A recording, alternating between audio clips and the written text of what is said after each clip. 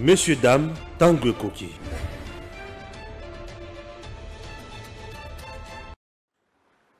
Messieurs, dames, bonjour. Ah, dialogue. Pour quel motif? Pour quelle finalité? Dialogue. Pourquoi encore? Ouais, c'est compliqué, ça brille. Ça brille, ça brille, ça brille. Ça brille. Ça brille. Ah ouais, ça brille. Dialogue. Félix Kagame, dialogue. Est-ce que Kagame est seul dans ce qui se passe à l'est du pays? Sincèrement, Kagame n'est pas seul. Ouais. Sincèrement, Kagame n'est pas seul. Parce que si Kagame était seul, chers compatriotes, nyonso fachi ya sali oyo.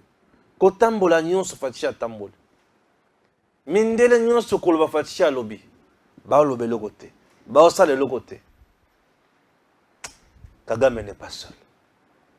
Ouais, Kagame n'est pas seul. Comprenons un peu ce qui se passe. Je suis avec Benjamin. Bonjour. Bonjour Papa Stéphane, bonjour na balagnos to edem. Bonjour na ba Congolais oyo bazo na biso de partout dans le monde entier. Lelo to eli bango ba précision mingi parce que il se peut que za na bato oyo bazo nga ba déformer sens ya makambo.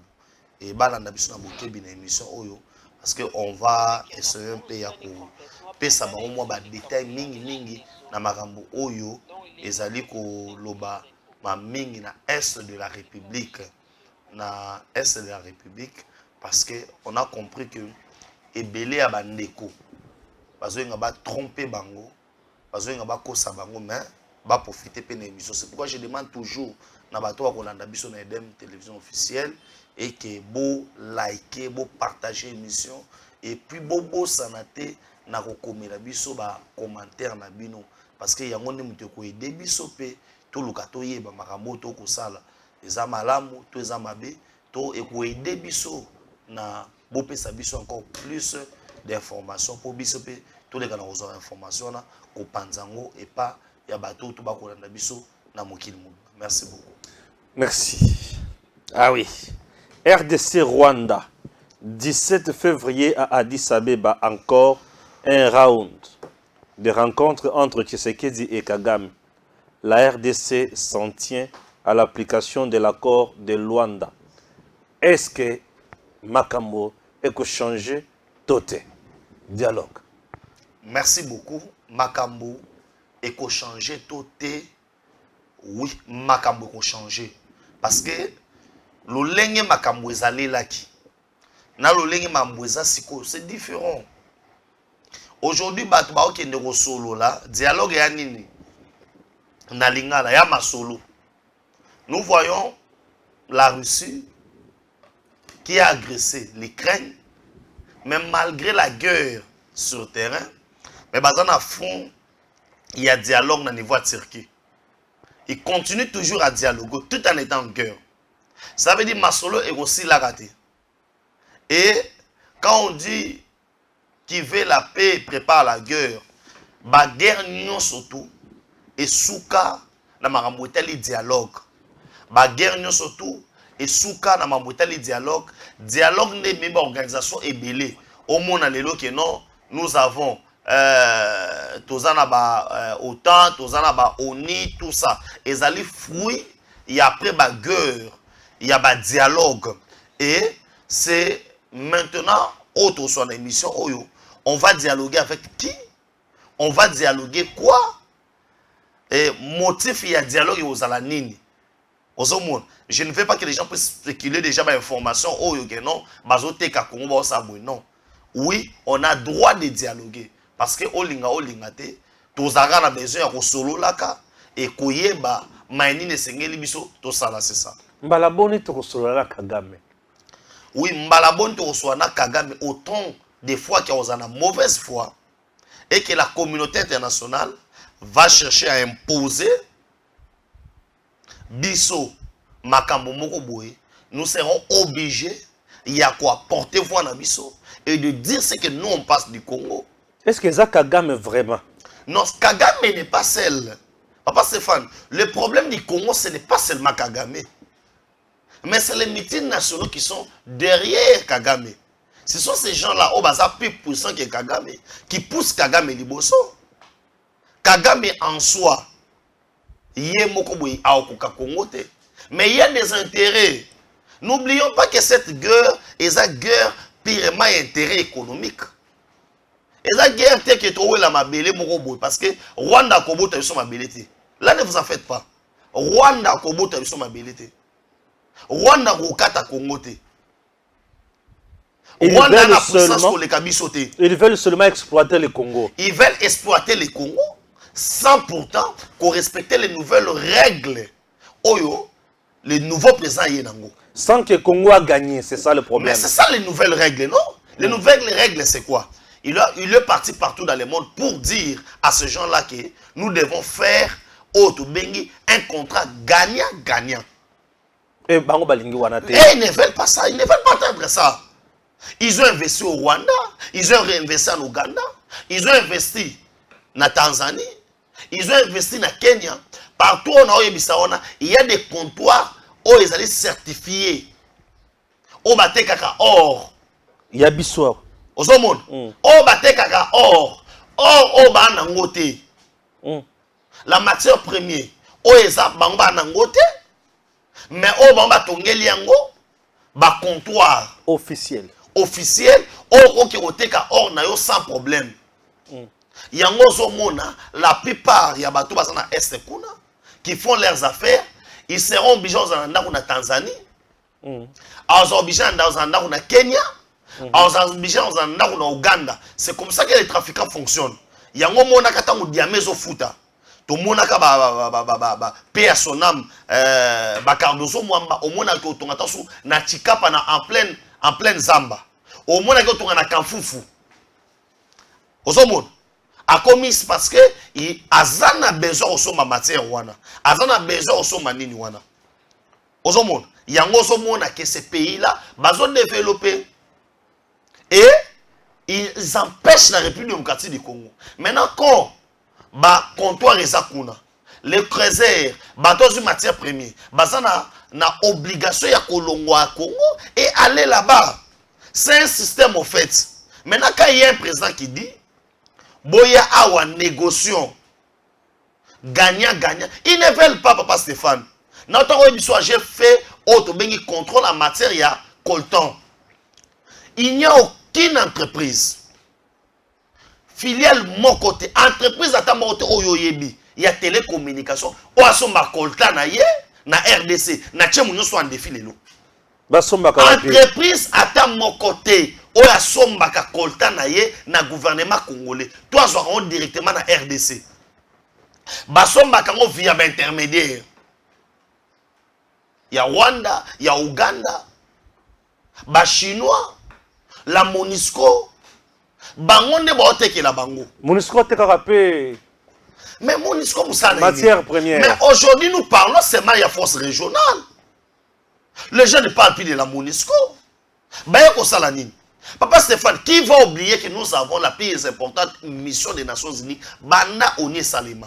Il y a 22 000 hommes. En RDC. 22 000 hommes qui nous coûtent plus de 2 milliards de dollars pour nous en charge. Hein? La plus importante mission des Nations Unies. Il y a 22 000 hommes. Mais Bazali est incapable, il y a aussi sa rébellion. Il y a aussi sa agression. Il y a moins groupement où il y a M23. Il y a un positionnement à payer sous PAM. Imaginez-vous.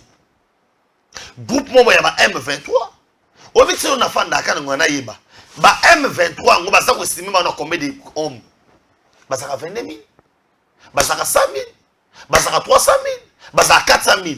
Namona ta mando qui a malonga M23. Voilà. Banda di logo bandi. Nano namoni mutongo abimaka ni Wilingoma.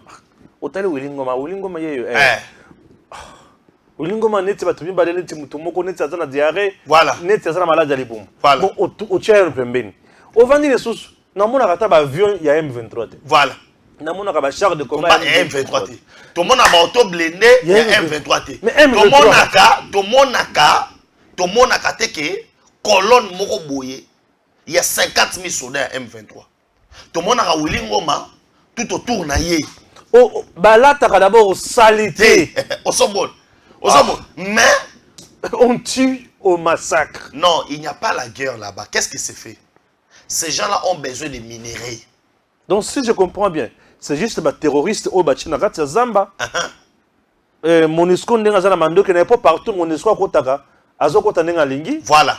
Voilà. Ils exploitent minerais bisikeza, c'est fini. J'ai été à Goma, mon frère Balamwange. Nasalaki na Goma. Pensant te réel. Sauf que comme na Goma, au moins une idée, le lingue sur tout le monde est la guerre. Ah on a Kinshasa. Sauf comme na Goma ba guerre en Ouest. Ce n'est pas possible. Au monde. Oui. Au moins le lingue sur tout le monde est la guerre. Na Kinshasa ah. Ngana boulia sur la commune na Goma ezala. Et ça bon côté. Au moins on ça va faire na bango. Mais qu'est-ce qui se passe? Na repère cet exemple ah. Tous la commune à Kalamu awa. Soit qui va rebelle wana. Ba si ba exploiter minerais. Et linge mekota ekota basta su Rwanda, Uganda. Ozomon. Ba ke pa tocha par exemple na Kapela.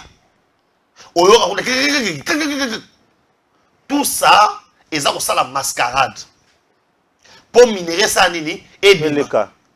Et pour nous ça bongo, on doit tuer ba pauvres citoyens civils. Bato yo non seulement pour exploiter ba moto qui bon minerais na bango, pour polluer nature na bango, pour même cet écosystème na bango. Mais vous les tuez aussi. Pourquoi il y a ces documentaires là laissant dans nos portables? Si les coltons vont s'aller là, bah téléphone, bah nous on a voie légale. Pourquoi on y a un documentaire qui dit laissant dans nos portables? Qui a fait ça? C'est l'homme blanc. Qui a fait ça? C'est l'homme blanc. Il a la vérité. L'homme blanc a la vérité. Il y a Bomabatu et se moquer de nous en traitant quelqu'un qui a pris Nobel de la paix. Et à combien tapé poitrine qui n'a pris Nobel de la paix. Comment toi, place au pesate, bah on peut son mérite y a paix. Tu dois d'abord dénoncer ces gens-là. Qui n'ont pas quoi ça, boss na mémoire ba congolais. Plan na bino. C'est jouer du Congo.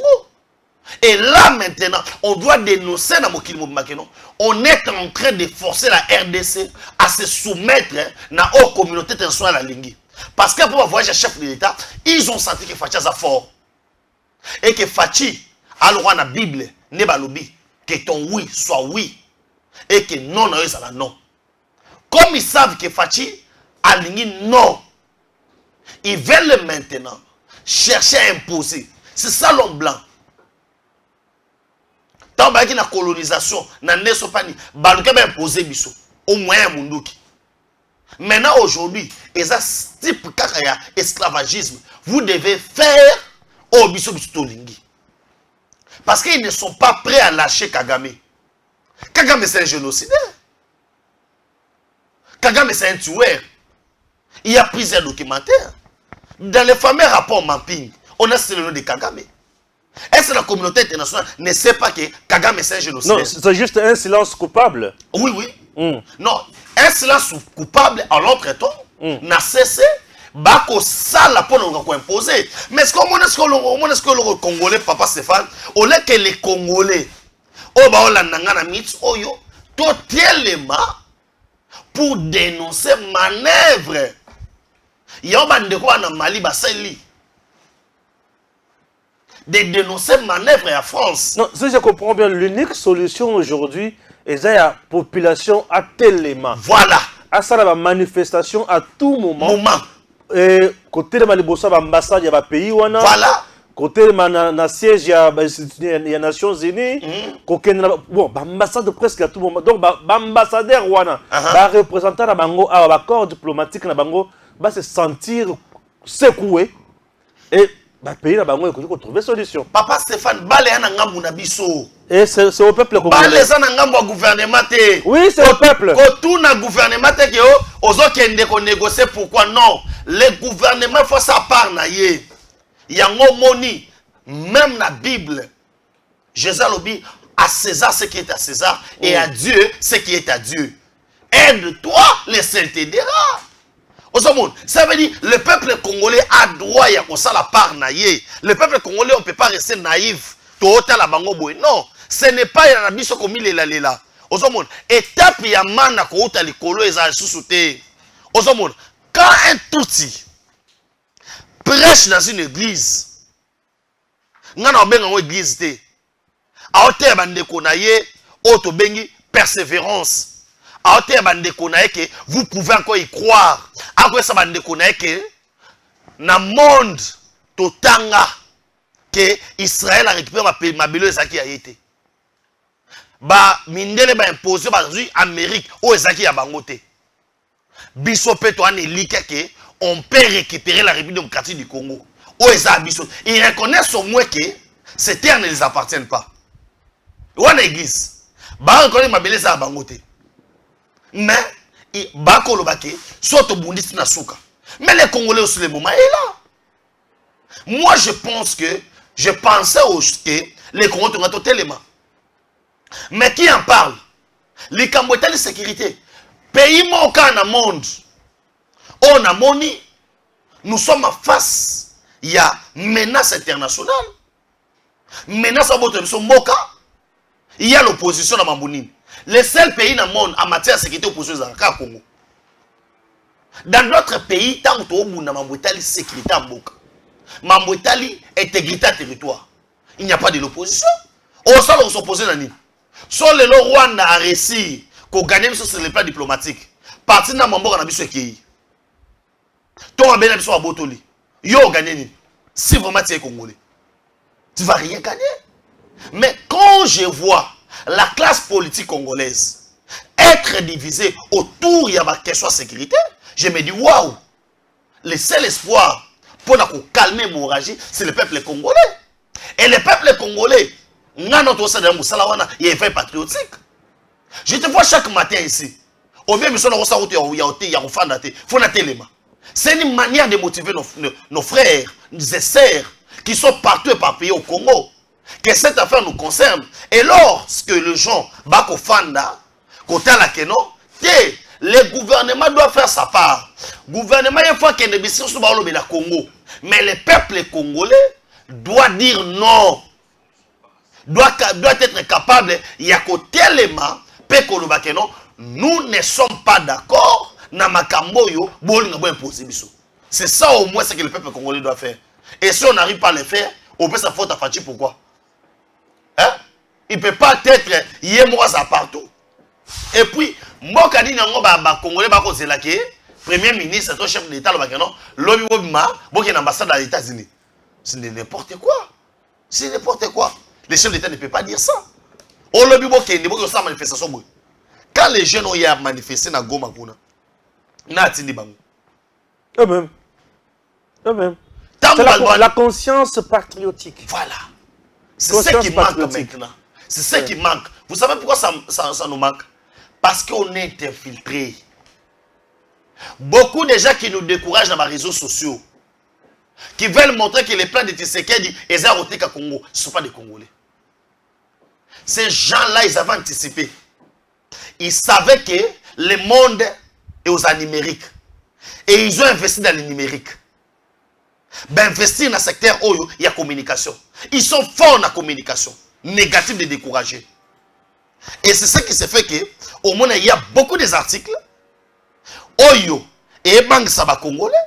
Que beaucoup des articles Oyo et motivé les Congolais. Moi, je pensais que les mouvements citoyens travaillaient pour l'intérêt du Congo. Or non, les mouvements citoyens étaient créés par les individus.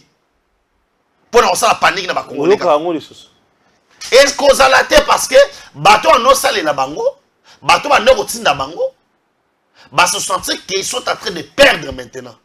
Et que ces mouvements-là, s'ils étaient réellement des mouvements citoyens, on allait sentir leur engagement citoyen autour de Makamboyo que le Congo est menacé. Ça veut dire que les mouvements citoyens étaient là pour les individus. Parce que s'ils étaient réellement des mouvements citoyens, on allait maintenant sentir ces mouvements-là, par-ci, par-là. C'est là aussi j'interpelle aussi la diaspora congolaise. Est-ce que la diaspora congolaise devait être seulement mobilisée pour les élections? Il devait être mobilisé pour le concert et bêta. Mais c'est à ce moment ici qu'on devait sentir la diaspora congolaise. Ce qui te moni, il y a Otobengi, Nyamurenge et tout qu'on soit manifestés aux États-Unis. Mais on n'a pas senti cet engouement na Belgique, na France, na Londres. Il y a des Congolais. Non, la balkanisation. Mais ils sont là, ils savent. Et du moins, basant la vitesse d'information qu'on les cas de fois, ils sont. Maintenant, qu'est-ce qu'ils font? Est-ce que tout doit être fait par les chefs de l'État Félix Antoine Tshilombo? Non. L'histoire, il y a guerre, il y a Est. Une guerre qui nous est imposée injustement. Une guerre dont on a accepté que non, Mouzé est venu nous libérer.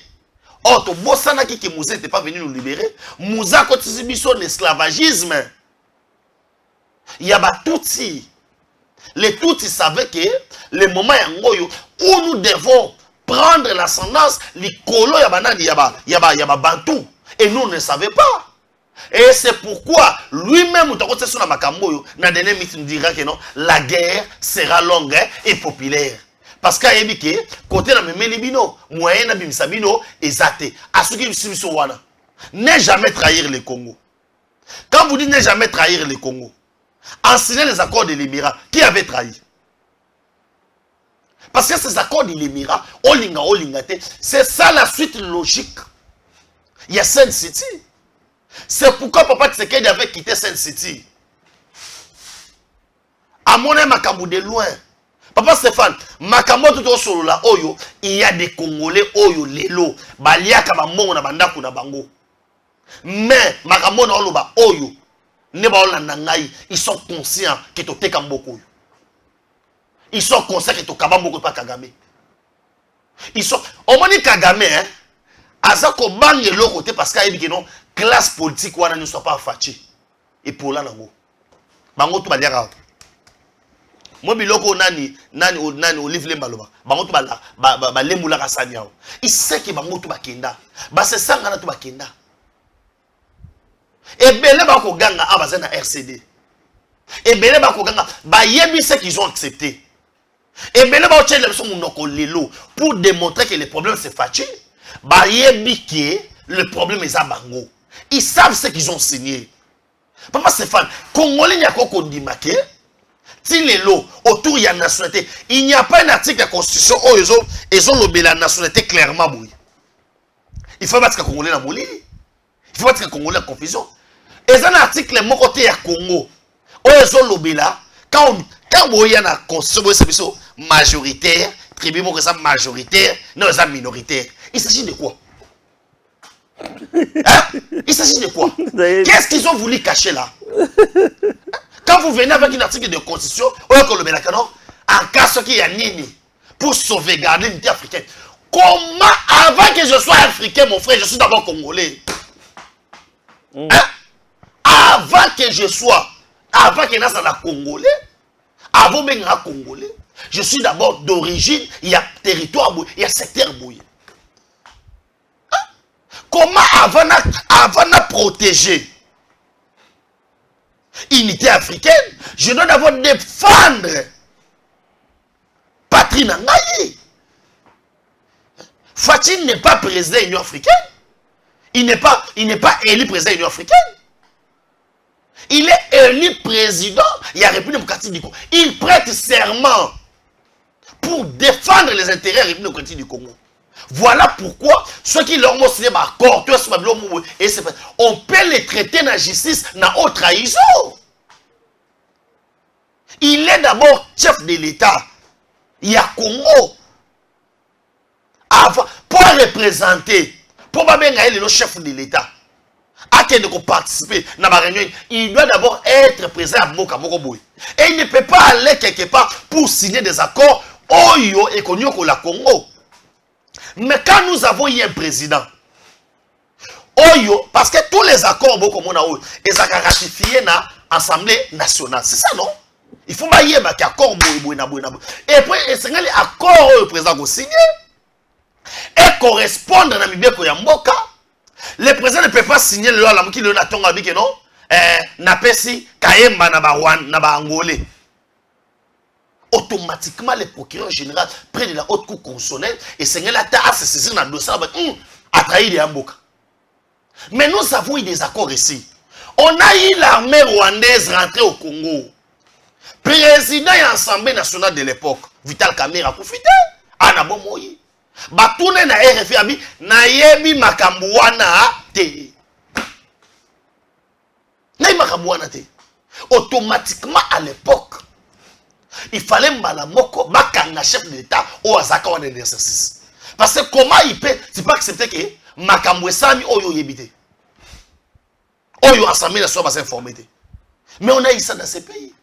Et aujourd'hui, les mal, Nabiso ba Congolais, le Jean Bakolanda Biso, au lieu que toi raisonner patriotique, les gens, ils veulent raisonner sentiment, les gens veulent raisonner billets de banque. Vous pensez qu'un ami fidèle, il y a Kagame, a reçu dans 6 mois. Hein? Moutoura Moïse Katumbi, ami fidèle à Kagame. Parce que moi, si il y a Katumbi, so ba osoki a solo là. Na moi sa Kagame, ba so kitoko. Munoko Katumbi a lobara. Na o Kagame a lobara, ba so la kitoko. Ngana otoyo Katumbi.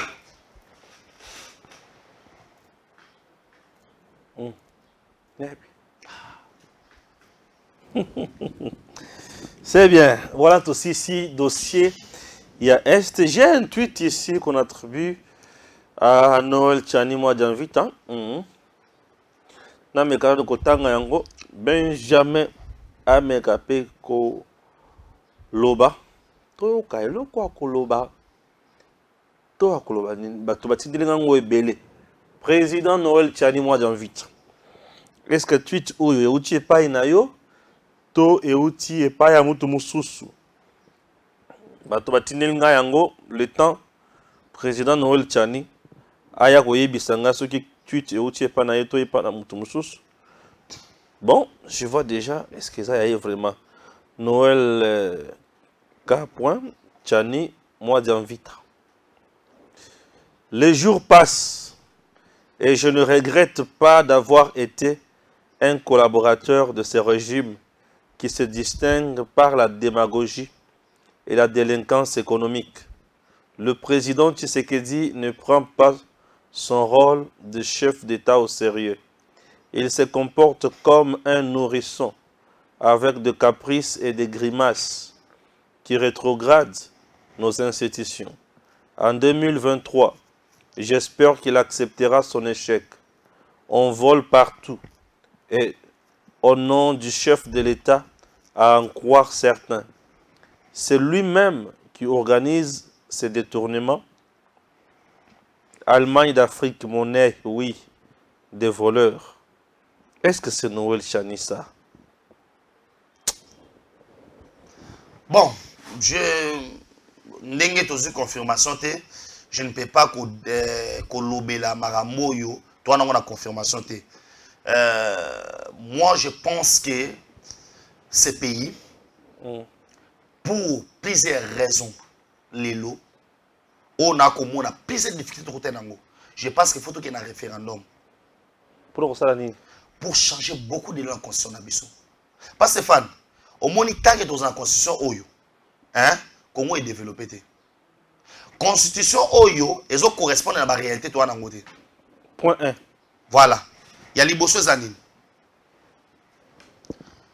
Na Congo, batu bana mutu ya ba Congolais, toi na régime présidentiel. Il y a ceux qui ba kangi Stéphane te. Pour Stéphane asali mabe, c'est fachi. So ba sali boy. So bougumestre mo boy. Asa Moussa na été c'est fachi. Ce qui est président de la Cour constitutionnelle, à Salibo c'est fâché. Ça veut dire qu'il s'est adapté à mon système nabiso. Parce que tout outil, la plupart de Basawa, tout botami à l'époque il y a maréchal. Oyo, tout ça qui na parti état. Au guide Azagi Yemoko. Tout ce qui se faisait, et ben non seulement autour il y a maréchal. Il y a un monde qui nyonso. Ba collaborateur ya maréchal Basala, son maréchal. Or, c'était un système. Et moi, je pense que Tobuka Nanami sauté. Si on veut le développement, et c'est que la loi na biso et kokana na réalité na biso actuel. Et alors quoi lelo? Après maramoto moni ebele na mboka na biso et c'est que to fanda to lo bakeno. Voilà ce que les étrangers ba memeli biso. Non pas des tribus, na ba ethnie, mais ba étrangers ba so ba communauté. C'est que communauté malienne so ba sanga pe na kombo senga mabele. Communauté ba ougandais so ba sanga pe na kombo senga mabele. Communauté ya ba français so ba sanga pe na kombo senga mabele. On doit couper court. Si on sait pas les lois de la biso, je pense que ne makamwane ko sunga.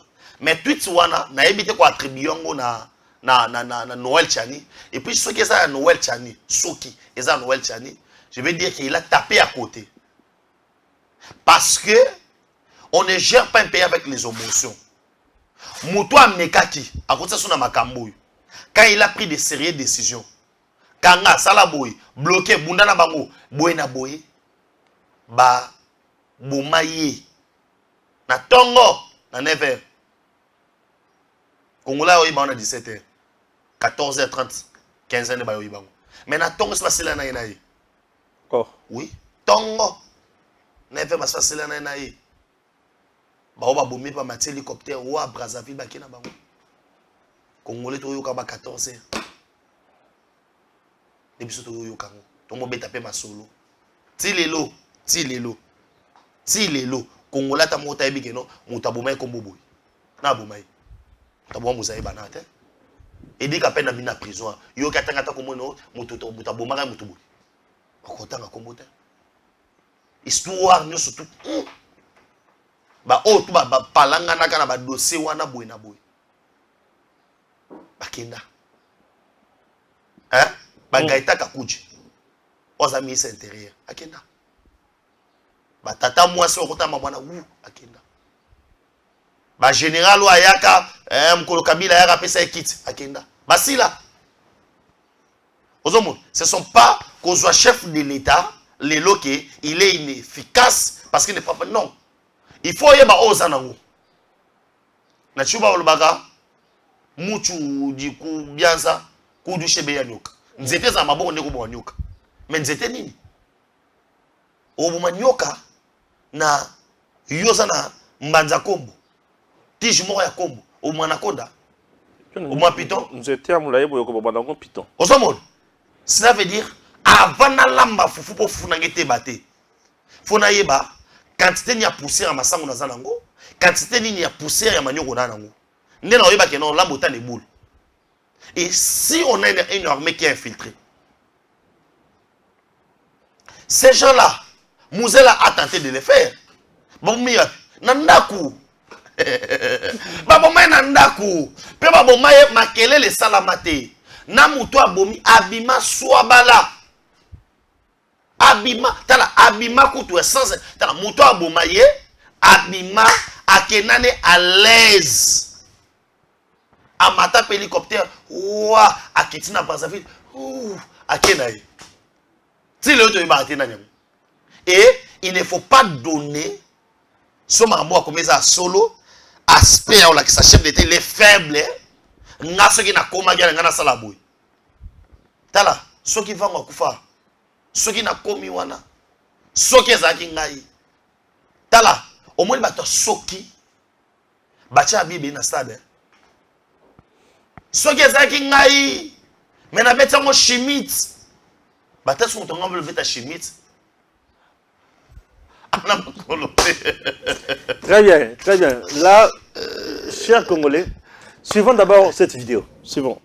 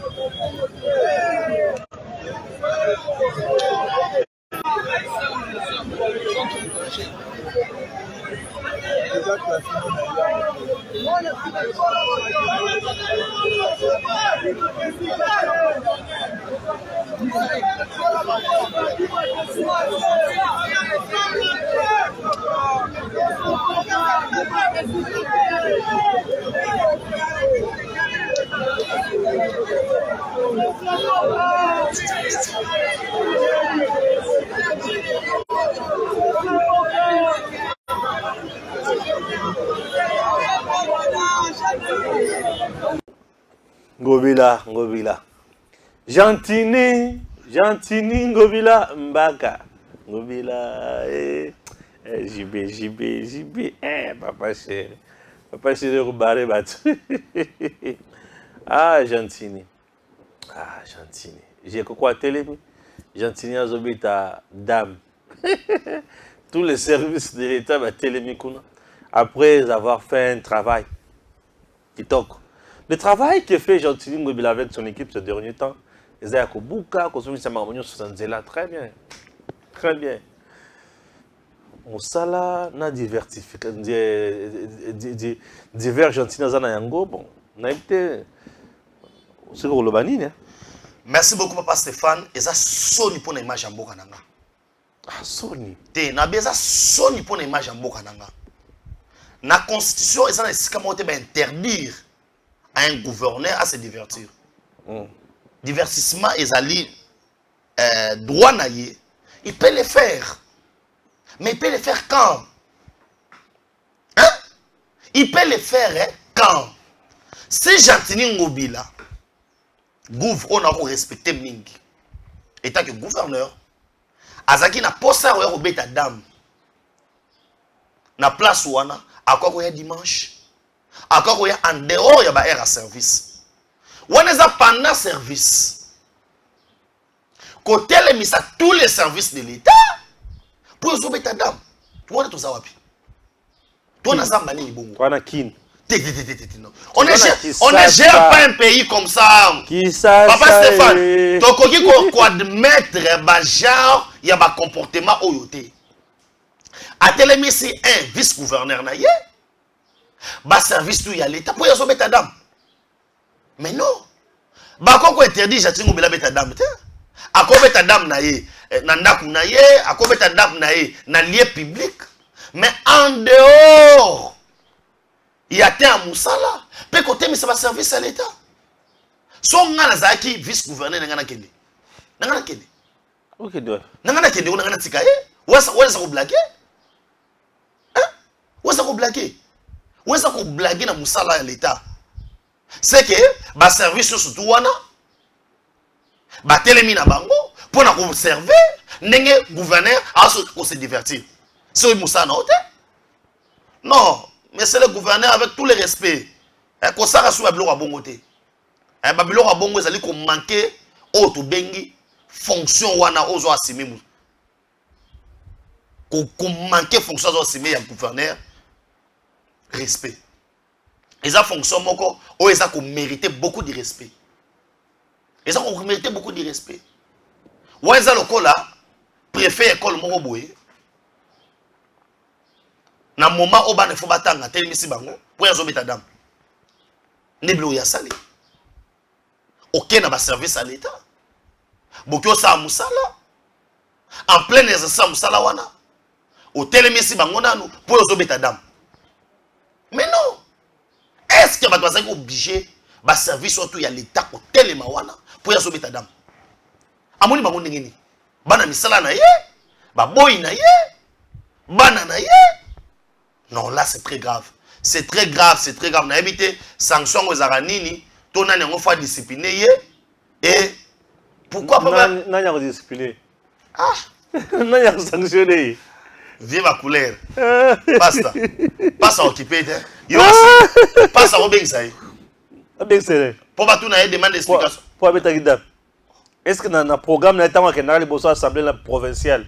Alors voilà qui est pendant mon mandat je ne jouerai pas aux dames. Non, c'est différent. Jouer aux dames n'est pas interdit par gouverneur. Mais qu'on bête ta dame dans moment de service. Non, ils ont un problème éthique professionnelle. Est-ce qu'il a respecté ça? Non, éthique professionnelle, c'est lié na mutu, na charisme na yo. Je suis un homme d'État. Est-ce que ne sais qu'on a travaillé pour na bateau, na travaillé pour na cité, ça prouve que c'est quelqu'un qui n'a pas de vision. Voilà. Il est là gouverneur, mais il manque quoi faire. Puisque il y a ceux qui ont été là. Tu vois, d'abord, moi quand je me réveille le matin, je me pose 3 questions. Je vais faire quoi aujourd'hui? J'arrive au bureau, je dis ce matin, je vais faire ça. Je commence à tourner mes émissions.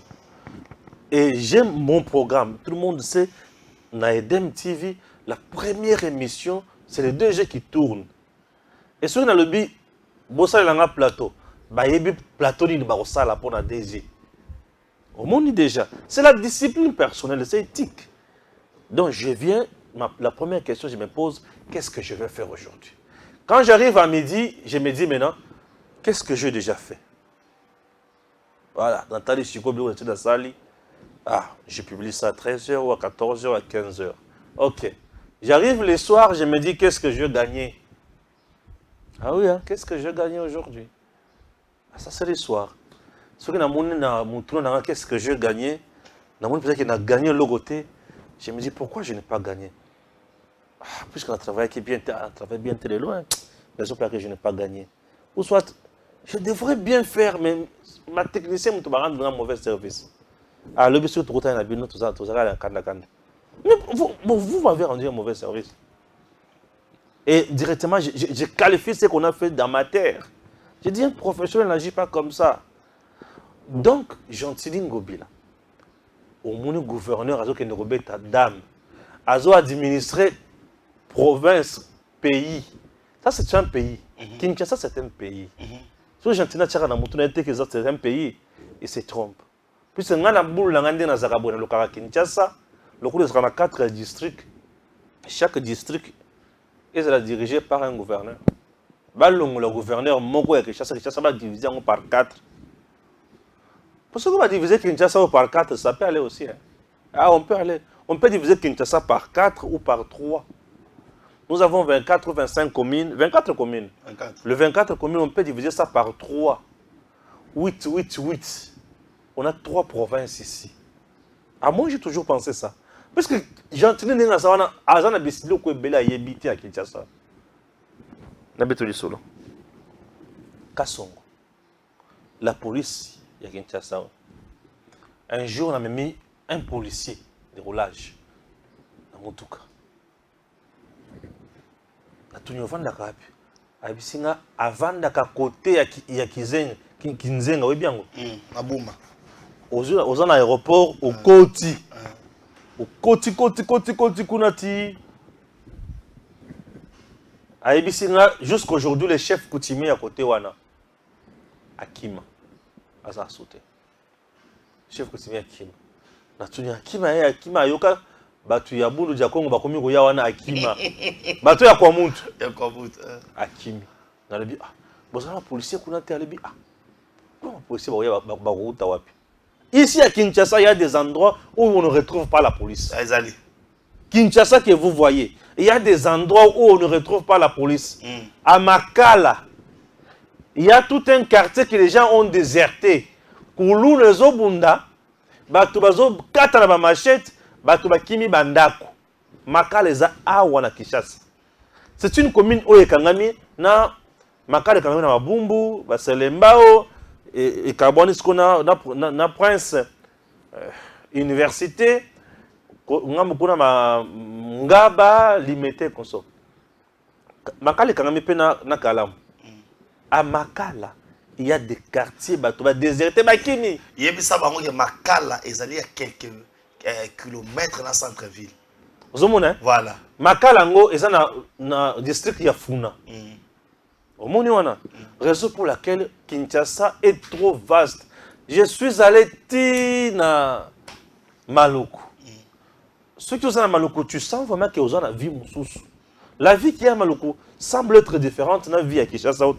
Il y a côté Balemba, Bangaba, Maman Tete. Yango so na Maluku. Batakuna baka. Pas maman qui Kinshasa. À Kinshasa.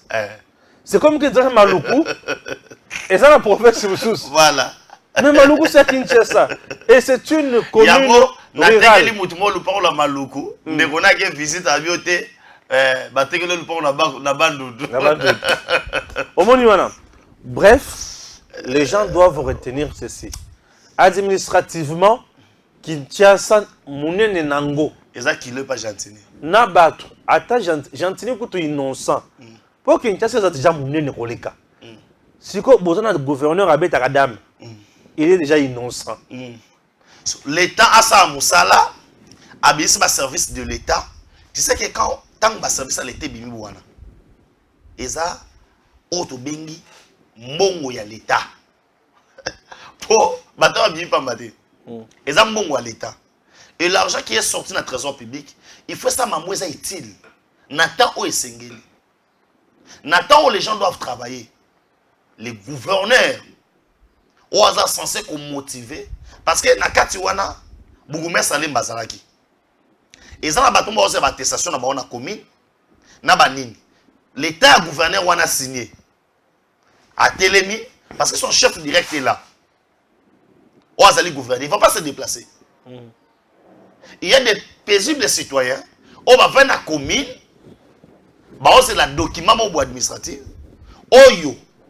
Le bourgmestre doit signer. Mais le bourgmestre a téléminaye. Alors ça est l'autre côté. Parce que le gouverneur a enlevé ta dame. Là, tout ça, wapi. Ah non. Il était dans Yumbi et ça dans Maïndombe. C'est une petite province. Ce n'est plus le grand Bandundu. Voilà. Puisque Maïndombe fait partie du grand Bandundu. Voilà. C'est pauvre là-bas. Je dis c'est sale. C'est sale. C'est regrettable. C'est regrettable. Il faut que les députés. Moi, provinciaux n'abisso baye bako. Ne me citez pas ces gens-là. Dans cette émission, ça là est fort. Mais les gens qui nous suivent quand même, il faut pas y avoir responsable. Bien sûr. Il y a Makamboyo. Puisque je dois dire aux gens que la première institution politique d'une province, ce n'est pas le gouverneur. C'est l'Assemblée provinciale. Dirigée par Godé Oyi. Il y a bien un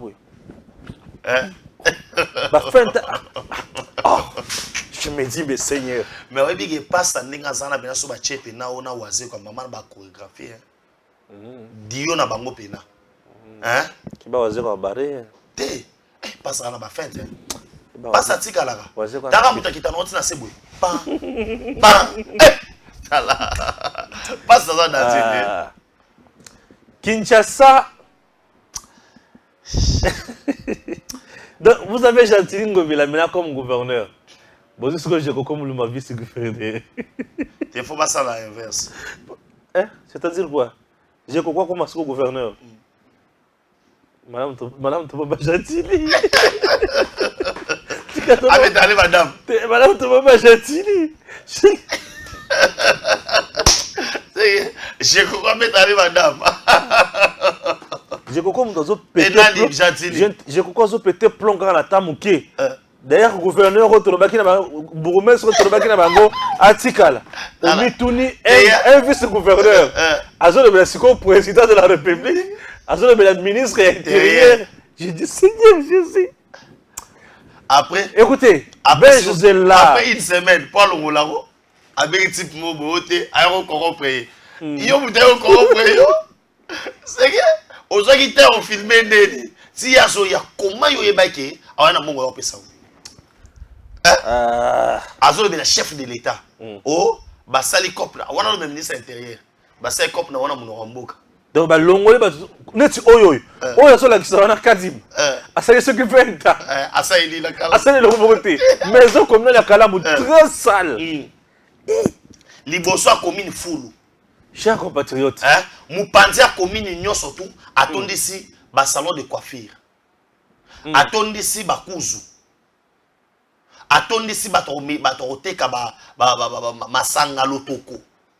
C'est bourgmestre là, ne oyo, je koko moulwando c'est ce que non atikala. Ah mais non. Nalingana le beloko moko mabe. Kinshasa toi on a problème. Kinshasa on dirait toi kana to longwe de Kimuta. Toi sous pas gentil ne passe. Kimuta on dans le thème. Ah moko. Ouais bon até.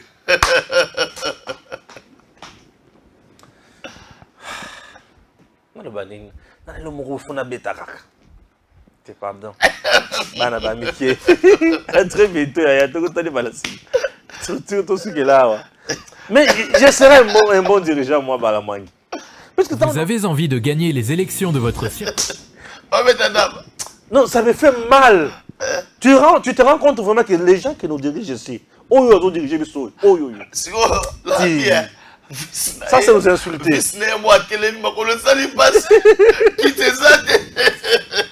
Je dis ça c'est nous insulter. Viens à concentrer sur réfléchir. Check. Ah, au côté sans dame. On a réfléchi. Zandu Yawana. Dabi, problème nous sommes aujourd'hui, c'est déjà les 13, les 14.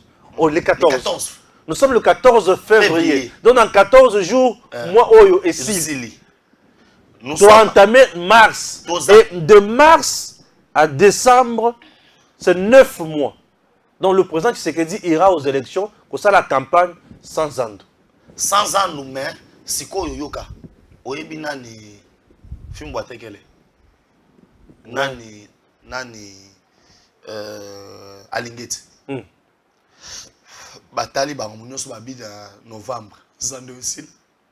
Nalingeti. Zamba limbisa. Alingeti. Alingeti. Zando aussi là. Alingeti. Oyebi. Olingina rappelé makambo ko ela kio. Alingeti olingina rappelé makambo ko ela kio. Pour la biloko Alingeti. Tikolo babwe. Dans biloko Alingeti. Viens dans zam. Tu quand la bête le ko la mbala ko tension. On a ça biloko Alingeti ko. C'est ozala moté. Yo na nena ebelio. Beseme. Ozala moté. Na ça biloko Alingeti. Ozala moté. Nena ebelio. Soza ki la ko. On fait ça déjà pour habiter dans 9 mois. Bah non ça. Na ça biloko Alingeti. Na bien. Comment qu'on ça la contrôle? Na ville roi Kinshasa. Ouais. Otika gouverneur le quoi Argentine gobilake a au travail madame. Ou soit au taliba dépense. Papa Stéphane. Oui, bien la dernière a été. Monsieur 30% non. Oh, tu vois boy. Ton côté malasim. Vous avez envie de gagner les élections de votre circonscription? Datacol a la solution. Si vous écoutez ce message, vous êtes sur la première marche qui mène à la victoire. Cela vous semble impossible de gagner les élections de votre circonscription facilement, intelligemment et à moindre coût? C'est que vous ne connaissez pas encore Datacol. Soyez novateur en politique et utilisez les services Datacol. Ce service est la solution idéale pour tous les politiciens, tous les indépendants ou encore toute personne soumise à la diaspora qui souhaite s'impliquer dans une campagne politique qui gagne. Grâce à notre cloud, vous pouvez facilement rassembler autour de vous des partenaires et des agents qui trouveront vos électeurs. Plus besoin de clés USB ou de fardes de stockage pour vos membres. Chaque électeur aura une place dans le cloud et vous pourrez les contacter à tout moment. Cette technique permet de garantir vos voix lors des prochaines élections. Vous êtes électeur? Soyez vigilant et vérifiez la transparence de votre candidat. Chaque candidat crédible se trouve sur Datacol. Si votre candidat ne s'y retrouve pas, il ne sera pas joignable et vous ne pourrez pas lui faire part de vos besoins. Il est donc inutile de voter pour lui. Vous êtes entrepreneur? Rejoignez l'équipe en devenant consultant de politiciens pour la campagne électorale. Non seulement vous aiderez une personne qui veut faire bouger sa région, mais vous pourrez également gagner de l'argent. N'attendez plus, créez un compte Datacol et soyez le plus tendance des politiciens. Des milliers d'électeurs vous observent à travers Datacol. N'hésitez pas à créer votre compte sur www.datacol.com. N'hésitez pas à créer votre compte sur www.datacol.com. Messieurs, dames, Tanguy Koki.